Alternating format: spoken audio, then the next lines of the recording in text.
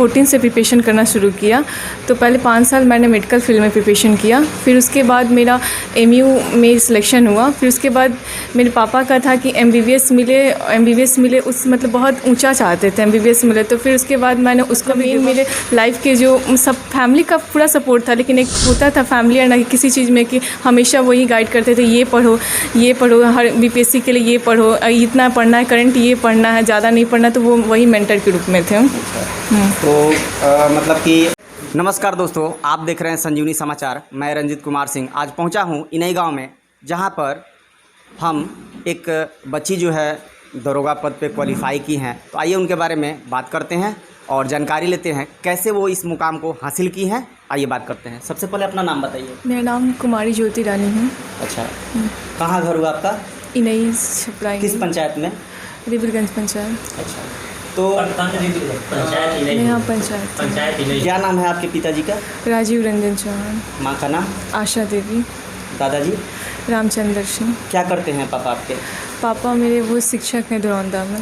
दादाजी क्या करते हैं? वो संग्रहालय में थे। अच्छा, अभी सेवानिवृत्त हो और चुके ये हैं। आपकी मम्मी क्या करती हैं? वो गृहिणी है। हाउसवाइफ। जी हाँ।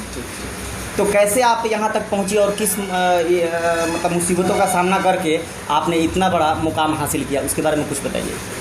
ये बहुत एक दिन की जर्नी नहीं है, बहुत लंबी जर्नी है।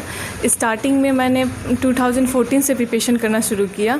तो पहले 5 साल मैंने मेडिकल फील्ड में प्रिपरेशन किया, फिर उसके बाद मेरा एमयू में सिलेक्शन हुआ। फिर उसके बाद मेरे पापा का था कि एमबीबीएस मिले उस मतलब बहुत ऊंचा चाहते थे, एमबीबीएस मिले। तो फिर उसके बाद मैंने उसको भी गिव अप किया।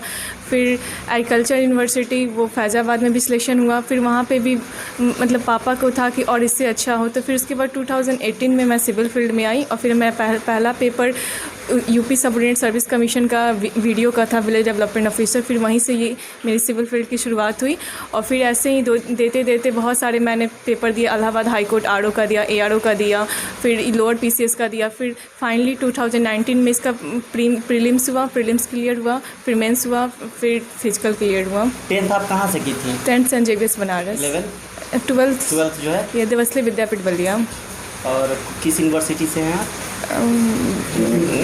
Graduation JP university. यस। किस कॉलेज की छात्रा हैं? वही राजेंद्र कॉलेज। राजेंद्र जी। तो ये इस मुकाम तक पहुंचने में बहुत सारी दिक्कतें, बहुत सारी परिस्थितियों का सामना करना पड़ा है। इसके लिए आपको साहस और हिम्मत कहाँ से मिलता था? एक अभी मैं कौन सपोर्ट करते थे आपको? एक रघुवेंद्र प्रताप हैं, जिनका अभी वो चयन हुआ यूपी पीसीएस में एज अ पोस्ट नायब तहसीलदार।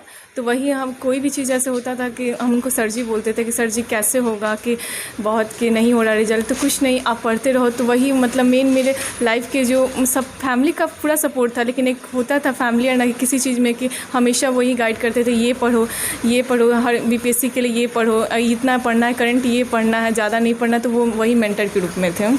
तो मतलब कि आप घर पे रह कर के ही तैयारी की या इसके लिए और भी कहीं आपको ये करना पड़ा? नहीं, मैंने 1-2 साल किया था, फिर उसके बाद 2018 से मैं यहीं पे थी। उसके बाद से सेल्फ स्टडी मैंने कोचिंग किया था, फिर उसके बाद 2 साल से मैं सेल्फ स्टडी में थी। आपको कौन सा पद मिला है? मुझे वही सब इंस्पेक्टर का मिला। सब इंस्पेक्टर जी हाँ। तो उस पद पे रह करके आप देश के लिए, समाज के लिए कैसा क्या करना चाहते हैं कि ताकि एक मिसाल बने आपके गाँव के लिए, समाज के लिए? जो सबका मतलब पहले तो जितने हर एक लॉ एंड ऑर्डर इसको मेंटेन रखूं और फिर जो भी ये वीमेन के अगेंस्ट ये भी हो रहा था, मैं उस पर मैं बढ़ चढ़ के ये पार्टिसिपेट करूं, उनके लिए करना चाहती हूँ। घर में फैमिली मेम्बर कौन कौन है? दादाजी हुए, दादी जी भी हैं और फिर मैं 2 भाई और 1 बहन हूँ। और मेरे तो आप सबसे बड़ी हैं या? नहीं, मैं सेकंड हूँ। सेकंड? जी हाँ।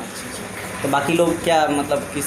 वो मेरे जो बड़े भैया हैं वो बीआईटी झांसी से बीटेक पास आउट हैं और फिर अभी उनका बीटीएससी जेईई में अभी फाइनली प्रोसेस चल रहा है। और मेरे छोटे भाई भी वो अभी पुलिस में प्रशिक्षण ले रहे हैं, बिहार पुलिस में। और एक लास्ट क्वेश्चन आपसे करना चाहेंगे कि आप अपनी सफलता का श्रेय किनको देना चाहेंगे?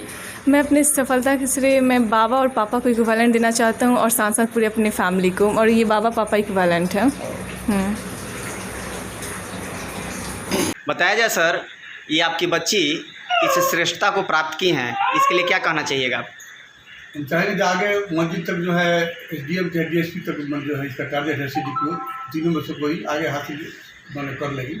हम लोग का सहयोग और आशीर्वाद रहेगा। आप माता जी हैं, खुश हैं इनकी मतलब कि सफलता से? और दादी जी क्या बोलना चाहेंगे अपनी पोती के लिए? अच्छा करे, अच्छा से अच्छा करे और कंपटीशन में अच्छा मिला जी। हाँ। आप खुश हैं? दादी जी लोग, दादाजी लोग तो सबसे ज़्यादा खुश रहता है लोग। फर्स्ट पलता है तो खुश हैं। आगे और बात तरस के सब कके उनका आशीर्वाद से सब कुछ